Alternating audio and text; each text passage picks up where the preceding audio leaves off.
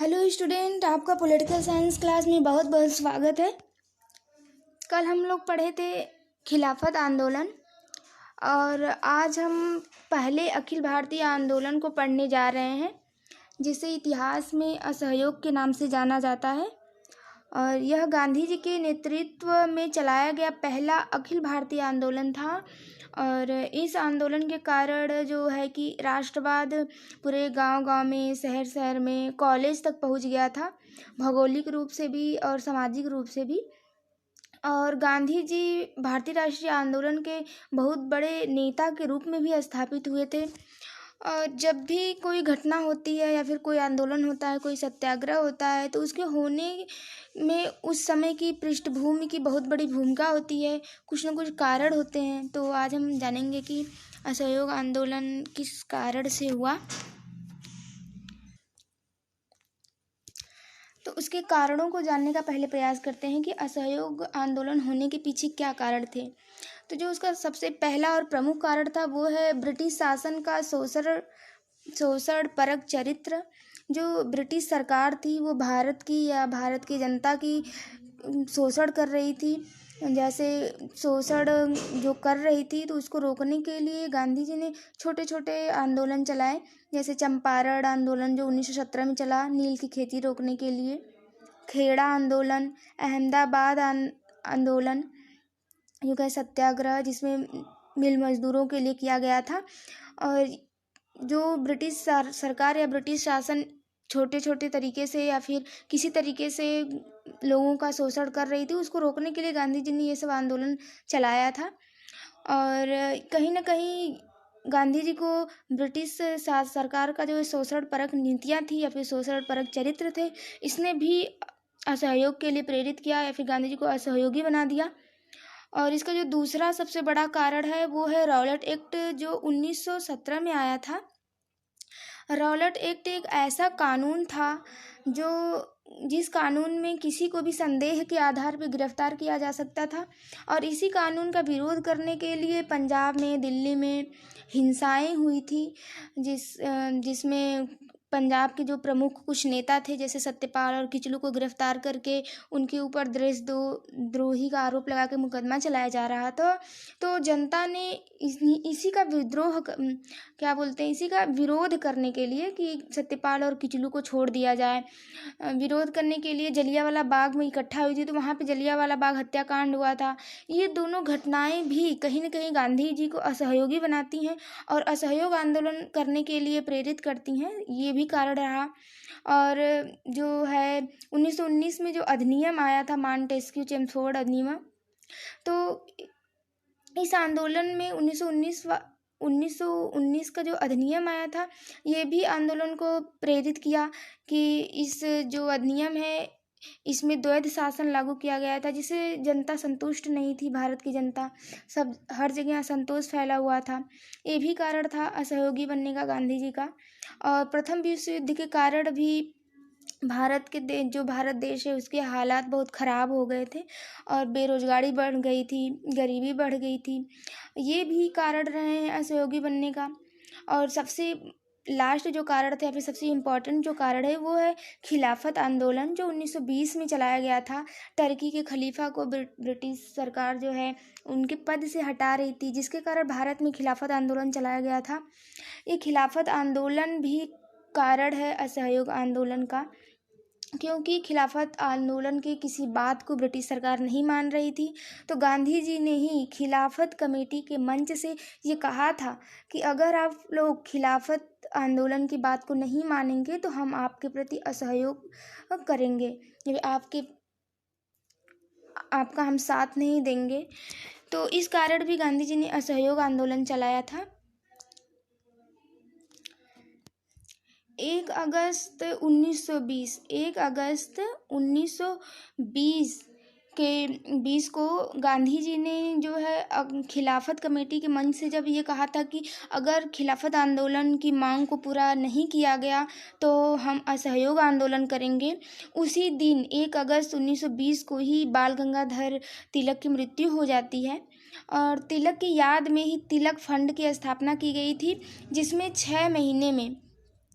6 महीने में कम से कम क्या बोलते हैं 1 करोड़ रुपए इकट्ठा हो गए थे। 1 करोड़ रुपए इकट्ठा हो गए थे। तो उस जो वो पैसा इकट्ठा हुआ था उस पैसे का प्रयोग असहयोग आंदोलन में किया गया। तो असहयोग आंदोलन को स्वीकृति प्रदान करने के लिए एक विशेष कांग्रेस का अधिवेशन होता है। एक बात याद रखिए, कांग्रेस का हर वर्ष अधिवेशन होता है जिसको वार्षिक अधिवेशन बोलते हैं। लेकिन जब अचानक एक वर्ष में कई बार अधिवेशन हो जाते हैं तो उसको विशेष अधिवेशन बोला जाता है। तो कांग्रेस का विशेष अधिवेशन होता है कि सितंबर 1920 में। कांग्रेस का विशेष अधिवेशन सितंबर 1920 में होता है और असहयोग आंदोलन को स्वीकृति प्रदान करने के लिए, जो कोलकाता में होता है। इसके अध्यक्ष लाला लाजपत राय को बनाया जाता है। इस अधिवेशन में इस आंदोलन को शुरू करने के लिए 2 मुद्दे बताए जाते हैं, ये किस कारण से आंदोलन शुरू किया जा रहा है। तो इसका जो पहला मुद्दा था वो था पंजाब मुद्दा। क्या था? पंजाब मुद्दा। पंजाब मुद्दा में आपका रॉलेट एक्ट 1917 और जलियांवाला बाग हत्याकांड दोनों शामिल हैं। और दूसरा मुद्दा था खिलाफत मुद्दा, यानी खिलाफत आंदोलन का मुद्दा, कि अगर आप लोग खिलाफत आंदोलन की मांग को पूरा नहीं करेंगे तो असहयोग करेंगे, ये दूसरा मुद्दा था। ये 2 मुद्दों के कारण असहयोग आंदोलन प्रारंभ हुआ था 1920 में। और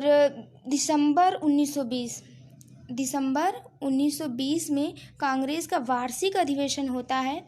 इस अधिवेशन की अध्यक्षता सी विजया राघवाचारी जी ने की थी और यह नागपुर में हुआ था। इसमें गांधी जी को असहयोग आंदोलन करने की स्वीकृति प्रदान हुई थी। तो गांधी जी को आंदोलन करने की स्वीकृति सितंबर 1920 में नागपुर अधिवेशन में स्वीकृति अनुमति प्राप्त हुई थी आंदोलन करने के लिए। और कांग्रेस ने यह कहा था कि कांग्रेस गांधी के नेतृत्व में इस आंदोलन को संवैधानिक व वैधानिक रूप से आगे बढ़ाएगी, यानी कि इसमें हिंसा नहीं किया जाएगा।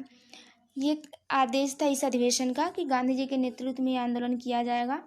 और गांधी जी ने घोषणा की कि 1 वर्ष के भीतर स्वराज्य की प्राप्ति करेंगे हम लोग। गांधी जी के इस घोषणा से लोगों के अंदर जज्बा उत्पन्न हुआ कि हमें एक वर्ष में ही आज़ादी मिल जाएगी, 1 वर्ष में हमें स्वराज्य प्राप्त हो जाएगा। जिससे इस आंदोलन में बहुत से लोग पार्टिसिपेट किए, बहुत अधिक से अधिक जनता भाग ली। और गांधी जी ने केसरे-ए-हिंद की उपाधि को लौटाकर इस आंदोलन की शुरुआत की थी। केसरे-ए-हिंद, ये उपाधि ब्रिटिश सरकार ने इनको दी थी। जब प्रथम विश्व युद्ध चल रहा था तो गांधी जी ने आह्वान किया था कि आप लोग ब्रिटिश सरकार का साथ दीजिए प्रथम विश्व युद्ध में। गांधी जी के कहने से भारत की सेना ने, भारत की जनसंख्या ने और भारत की जनता ने प्रथम विश्व युद्ध में भाग लिया था, ब्रिटिश सरकार का साथ दिया था, मित्र राष्ट्रों का साथ दिया था। इसी खुशी में ब्रिटिश सरकार ने महात्मा गांधी को केसरे-ए-हिंद की उपाधि दी थी, जिसे गांधी जी ने लौटा करके असहयोग आंदोलन प्रारंभ किया था। और गांधी जी के सबसे बड़े सहयोगी थे घनश्याम दास बिरला। घनश्याम दास बिरला ने राय बहादुर की उपाधि लौटाकर इस आंदोलन में भाग लिया। तो कौन सी उपाधि? राय बहादुर की उपाधि लौटा करके इस आंदोलन में भाग लिया था। तो इस आंदोलन के जो कार्यक्रम थे उस कार्यक्रम को हम 2 भागों में बांट सकते हैं। 2 तरीके के कार्यक्रम थे, एक सकारात्मक एक नकारात्मक। सकारात्मक में जैसे हो गया आपका कि इस आंदोलन में हिंदू मुस्लिम एकता को बल मिला, हिंदू मुस्लिम एक हुए। दूसरा इसका कारण हो सकता है अस्पृश्यता विरोध आंदोलन भी चलाया गया। इस आंदोलन में ऊंच नीच की भावना मिट गई, छोटे बड़े की भावना मिटी, इसमें लोग एक होकर के इस आंदोलन में भाग लिए। और तीसरा सबसे बड़ा कारण था स्वदेशी पर बल देना। स्वदेशी पर बल देने का मतलब कि हम लोग अपने देश की वस्तु का इस्तेमाल करेंगे, जैसे सूत काटेंगे, चरखा काटेंगे, सूती वस्त्र बनाएंगे। ऐसे स्वदेशी पर इस आंदोलन में बल दिया गया। और इसके नकारात्मक जो पक्ष थे, नकारात्मक का मतलब यहाँ ये नहीं है गांधी जी गलत थे, नकारात्मक का मतलब कि किस तरीके से हम ब्रिटिश सरकार का विरोध करेंगे या ब्रिटिश सरकार का बहिष्कार करेंगे। तो इसमें जैसे कि सरकारी स्कूल कॉलेजों का बहिष्कार, कि हम ब्रिटिश सरकारी मतलब ब्रिटिश सरकार है उनके कॉलेज में या फिर स्कूल में नहीं पढ़ेंगे। और चुनावों का बहिष्कार, मतलब कि जब 1919 अधिनियम के तहत 1932 के अंदर प्रांतीय स्तर पर चुनाव होने वाले थे, जब 1919 का अधिनियम आया था जिसमें द्वैध शासन लागू किया गया था, उसी अधिनियम के तहत 1923 में प्रांतीय स्तर पर चुनाव होने वाले थे। और गांधी जी ने कहा कि हम किसी भी चुनाव में भाग नहीं लेंगे, क्योंकि चुनाव में भाग लेने का मतलब होगा कि हम ब्रिटिश सत्ता के साथ काम कर रहे हैं। तो उन्होंने चुनाव का भी बहिष्कार किया कि हम चुनाव में भाग नहीं लेंगे। और तीसरा जैसे कारण हो सकता है नकारात्मक, विधानमंडलों का बहिष्कार करना, विदेशी वस्त्रों का बहिष्कार करना, उपाधियों एवं सम्मान को लौटाना, जैसे गांधी जी ने केसरी हिंद की उपाधि लौटा दी, घनश्याम बिरला ने राय बहादुर की उपाधि लौटा दी। इस तरीके से बहुत लोगों ने अपनी उपाधियां लौटा दी, सम्मान लौटा दिए। और सबसे बेस्ट कारण था वो था भू राजस्व देने से मना करना। न हम ब्रिटिश सरकार को भू राजस्व देंगे न भू कर देंगे, जिसके कारण ब्रिटिश सरकार आर्थिक रूप से कमज़ोर हो जाएगी। इस तरीके से भू राजस्व देने से भी मना करना। और कोर्ट का बहिष्कार करना, मतलब कि जो सरकारी वकील है वो कोर्ट में काम करने नहीं जाएंगे, तो इस तरीके से कोर्ट का बहिष्कार करना। ये रहा असहयोग आंदोलन का कार्यक्रम। इस तरीके से असहयोग आंदोलन आगे बढ़ा। कभी कभी क्वेश्चन यही पूछता है कि असहयोग आंदोलन का भारतीय राष्ट्रीय आंदोलन में क्या योगदान रहा है। तो इसको हम लोग बता सकते हैं, जैसे राष्ट्रीयता। असहयोग आंदोलन जब चलाया गया था तो इससे भारत की जो राष्ट्रीयता है उसमें विकास हुई थी। राष्ट्रवाद पूरे गांव गांव में, शहर शहर में फैला था, लोगों के अंदर कूट कूट के भर गया, देश के प्रति देश प्रेम बढ़ा, देशभक्ति बढ़ी। ये उसका योगदान रहा असहयोग आंदोलन का। और दूसरा रहा विस्तार, जैसे कि ये आंदोलन जो था वो बहुत बड़ा रूप ले लिया भौगोलिक रूप से। ये उत्तर भारत से स्टार्ट होकर के पूरे पूर्व में, पश्चिम में, हर तरफ फैल गया, विस्तार हुआ, यानी कि सबके अंदर राष्ट्रीयता की भावना विकसित हुई। और सामाजिक आधार से गांव गांव, शहर शहर को जोड़ने का इस आंदोलन ने काम किया, क्योंकि ये आंदोलन पूरे भारत में फैल गया तो सभी लोग जुड़ गए। इसने पूरे भारत को सामाजिक आधार पर जोड़ने का भी काम किया। और सबसे इम्पोर्टेंट का ये रहा कि ब्रिटिश सत्ता का विरोध जब जनता ने किया तो जो ब्रिटिश सत्ता थी वो राजनीतिक रूप से भी और आर्थिक रूप से कमज़ोर होने लगी। और इसी दौरान जब ये आंदोलन चल रहा था तो इसी दौरान क्या बोलते हैं कि 5 फरवरी 1922 5 फरवरी 1922 में, मतलब कि जब ये आंदोलन चल रहा था उसी समय 5 फरवरी 1922 को चौरी चौरा नामक स्थान पर, चौरी चौरा जो है वो एक जगह का नाम है जो गोरखपुर में पड़ता है। कहाँ पड़ता है? गोरखपुर जो गोरखपुर में पड़ता है। चौरी चौरा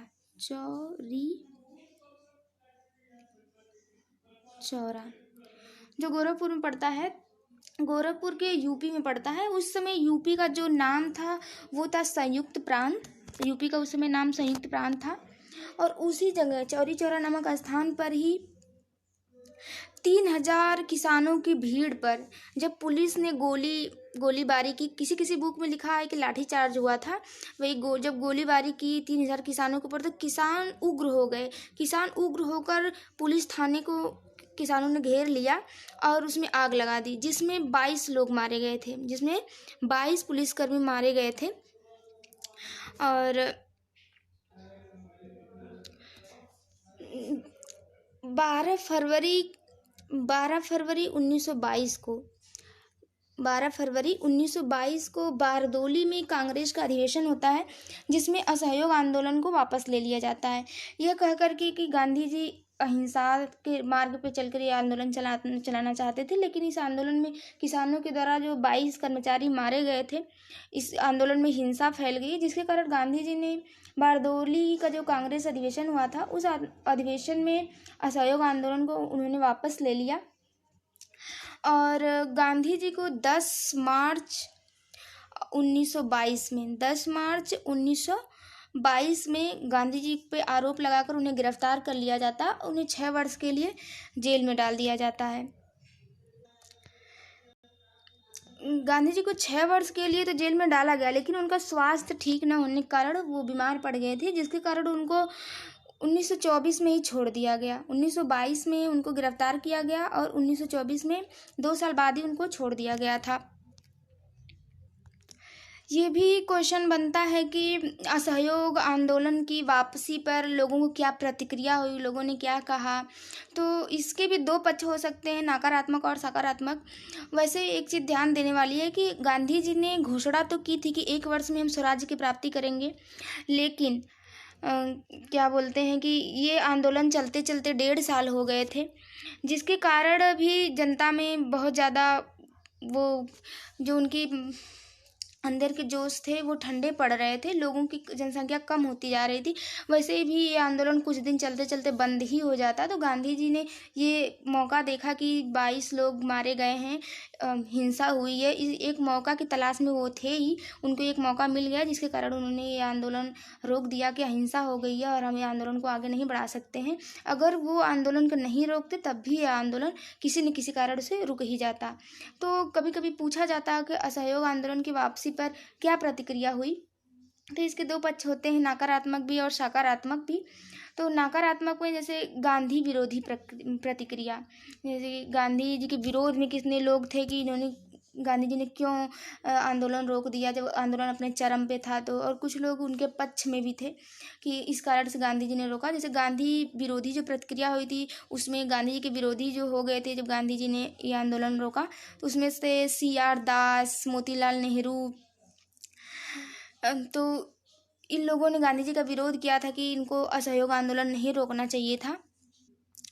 और इन लोगों ने ये भी कहा था कि गांधी जी ने 1 वर्ष के भीतर स्वराज प्राप्ति का वादा किया था और ये इस आंदोलन को रोक रहे हैं, जिससे आम जनता को बहुत निराशा हो रही है, फिर निराशा हुई है। और इसका दूसरा कारण ये भी था नकारात्मक कि छात्रों के भविष्य प्रश्न चिन्ह लग गया, क्योंकि इस आंदोलन में कॉलेज का, स्कूल का बहिष्कार किया गया था, लोगों की पढ़ाइयाँ रुक गई थी, 1-1.5 साल बर्बाद हो गए थे, जिससे छात्र का भविष्य खतरे में पड़ गया।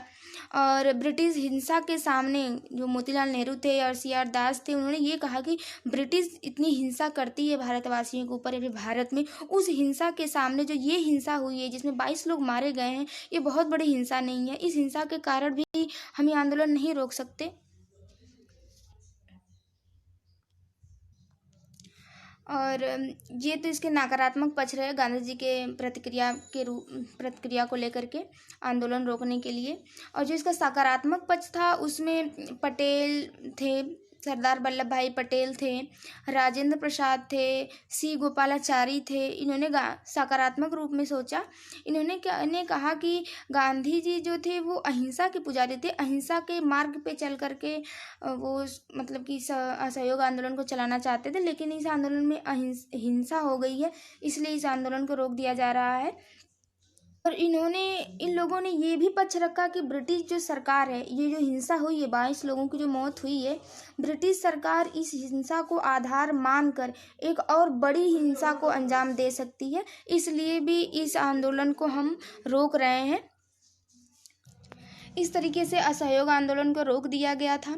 लेकिन असहयोग आंदोलन का हमारे इतिहास में बहुत बड़ा रोल है। इसने भारतीयों को एक किया और भारतीयों को मिलजुल कर कार्य करने के लिए प्रेरित किया, हिंदू मुस्लिम एकता को बढ़ावा दिया, अस्पृश्यता को उन्मूलन में थोड़ा इस आंदोलन ने भी इस आंदोलन ने भी बहुत बड़ा हाथ रहा, इस आंदोलन का भी अस्पृश्यता को मिटाने के लिए। तो हम कह सकते हैं कि असहयोग आंदोलन एक अखिल भारतीय आंदोलन था, भारत का प्रथम अखिल भारतीय आंदोलन था। तो इसके साथ हम इस क्लास को समाप्त करते हैं आज। तो कल मिलते हैं नेक्स्ट वीडियो के साथ, तब तक के लिए धन्यवाद।